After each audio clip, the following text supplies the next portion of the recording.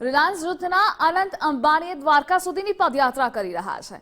અનંત અંબાણીની પદયાત્રાનો 8મો દિવસ 110 કિલોમીટરની પદયાત્રા પૂર્ણ કરી ચૂક્યા છે। અનંત અંબાણી ચરકલા ગામની આગળ પદયાત્રા નીકળી જામનગરથી દ્વારકાધીશ મંદિર સુધી પદયાત્રા કરી રહ્યા છે। બાબા બાગેશ્વર પણ અનંત અંબાણીની પદયાત્રામાં જોડાયા હતા। દ્વારકાધીશના ચરણોમાં શીશ નમાવવા જઈ રહ્યો છું। सहयोग करवा बदल तमामनो खूब खूब नमस्कार।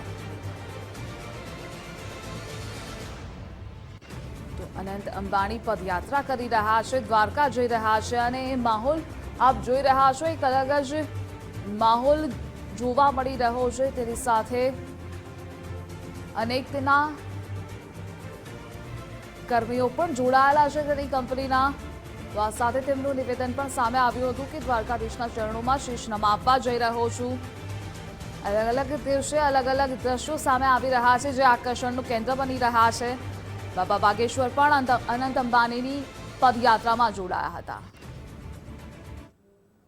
जामनगर मेरे घर से द्वारकाधीश की तरफ चल के जा रहा हूँ। आज मेरा 8वां दिन है और आप सबका शुभकामनाएं मुझे चाहिए और मैं द्वारकाधीश के चरणों में माथा टेकने जा रहा हूँ और आप सबको बहुत बहुत नमस्कार।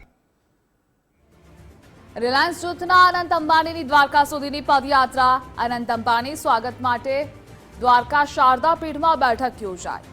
શારદા પીઠના સ્વામી નારાયણ નંદજીના અધ્યક્ષ સ્થાને બેઠક મળી। દરેક સમાજના આગેવાનો માટે બેઠક રાખવામાં આવી હતી।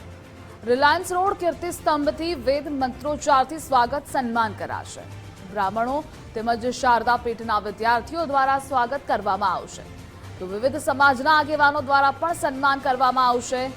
અનંત અંબાણી ગોમતી નદીમાં જલ આચમન કરી મંગળા આરતી કરશે।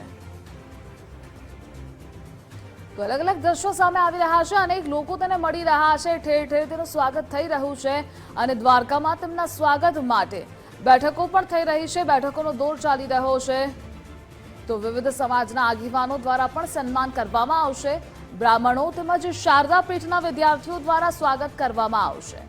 રિલાયન્સ રોડ કીર્તિસ્તંભથી વૈદિક મંત્રોચ્ચારથી સ્વાગત સન્માન કરાશે। ધીરુભાઈ અંબાણી દ્વારા સ્થાપેલા આ રિલાયન્સ કંપની જામનગરને વિશ્વ સ્તર ઉપર લઈ જવાવાળા આ આખો પરિવાર છે। જેમ બાળક આપણો કોઈ તીર્થ કરીને આવે અને પિતા સ્વાગત કરતા હોય, જેમ માં પોતાના બાળકને એમનો સરસ કામથી પ્રફુલ્લિત થઈને પ્રસન્ન થઈને જે આશીર્વાદ આપતી હોય, એવા દ્વારકાના બધા બ્રાહ્મણો અને દ્વારકા નિવાસીઓ એમને લેવા, એમને આશીર્વાદ દેવા માટે અને ત્યાં ઉપસ્થિત રહેશે।